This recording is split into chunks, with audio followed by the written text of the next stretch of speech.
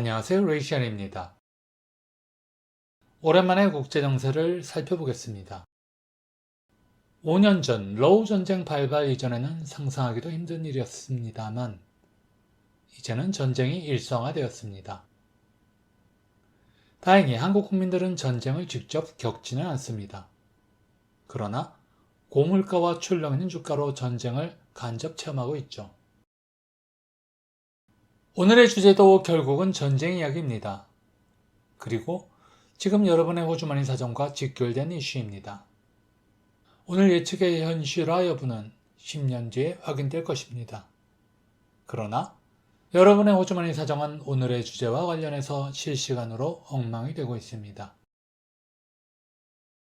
일단 미국의 공식 프로파간다에 따르면 이란 미국 전쟁의 핵심 목표는 이란의 핵 능력 제거이고 부수적으로 이란의 민주화까지 언급했습니다.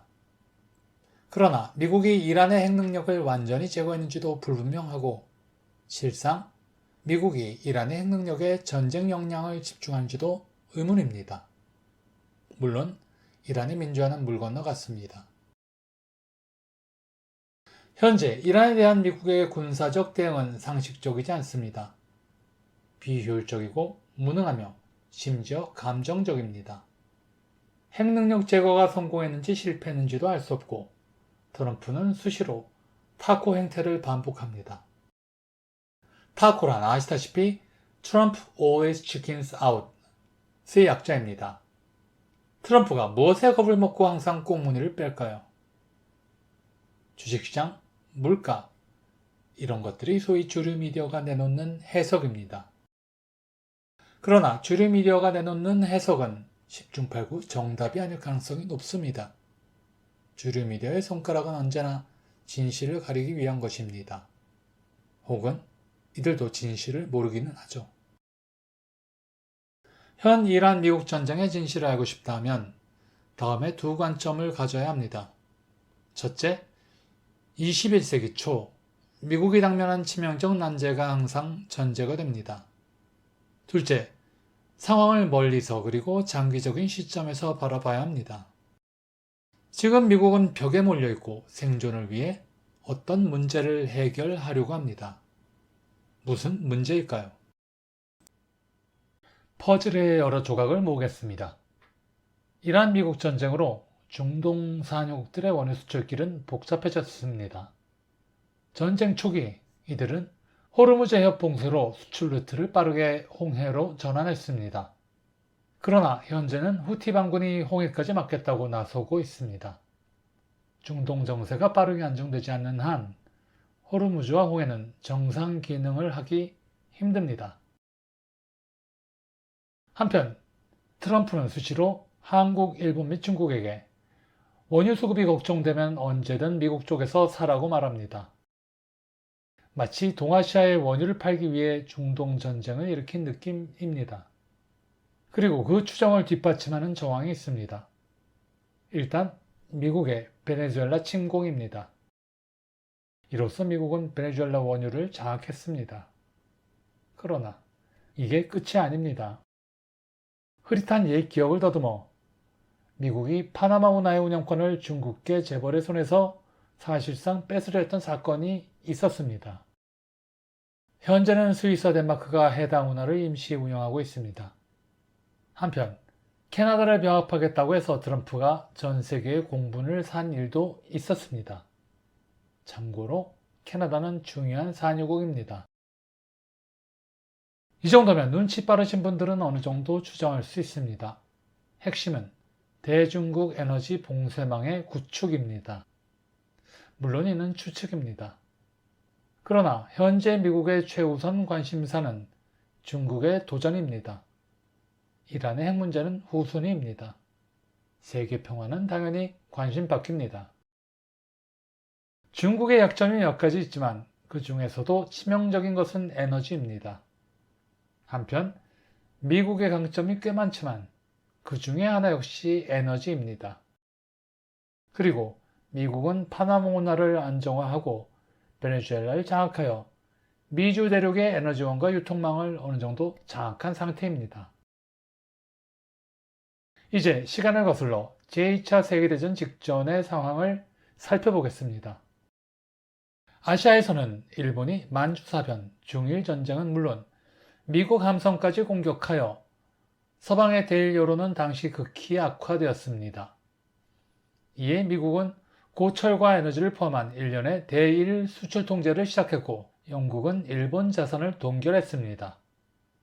이런 상황에서 일본은 네덜란드령 동인도 회사와 석유 협상을 시도했습니다. 그러나 실패했습니다. 이에 일본은 협상 대신 점령을 통해 자원을 확보하는 방향으로 선회했습니다.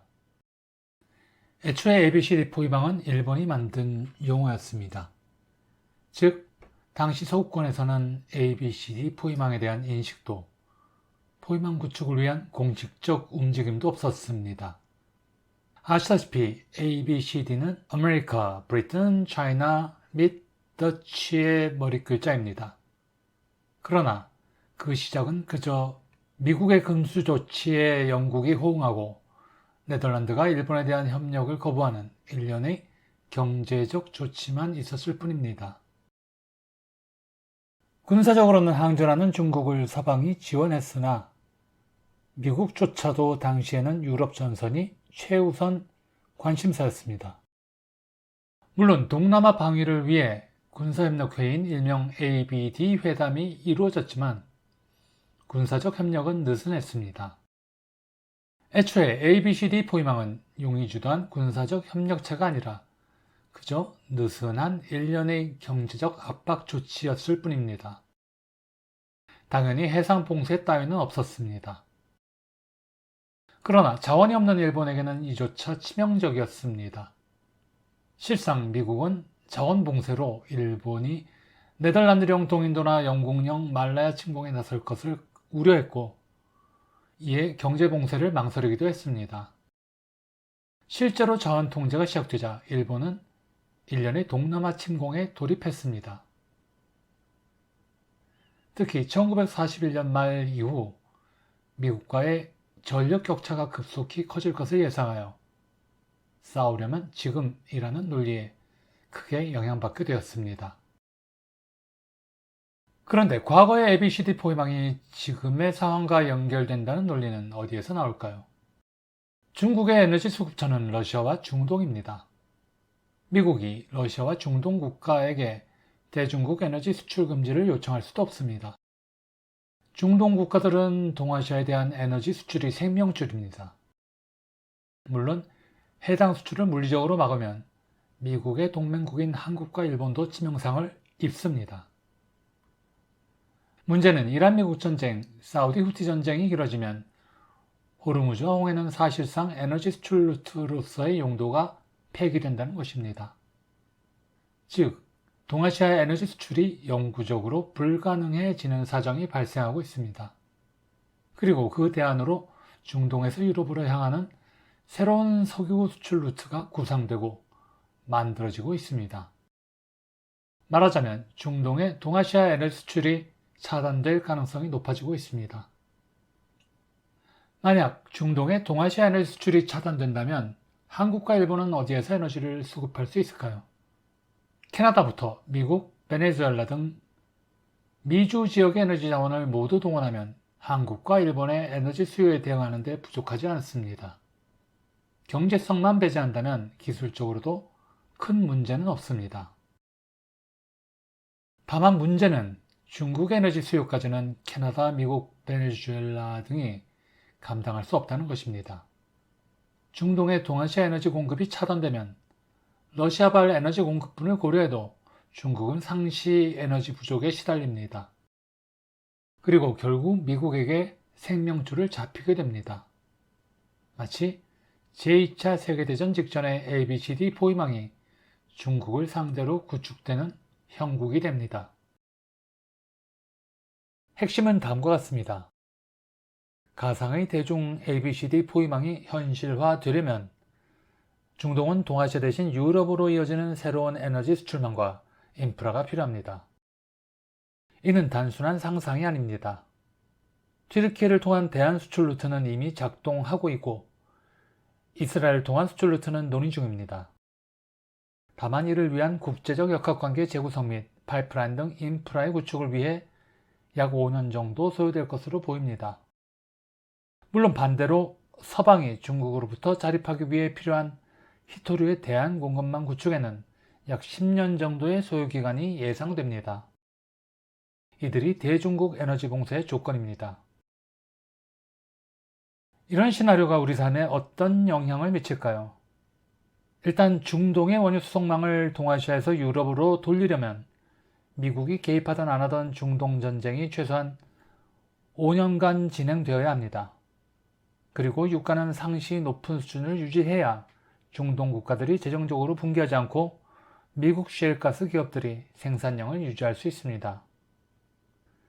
일단 중동이 유럽으로 수출망을 완전히 돌리고 한국과 일본이 미국으로 원유 수급처를 전환하면 그때는 대중국 ABCD 포위망이 완성됩니다.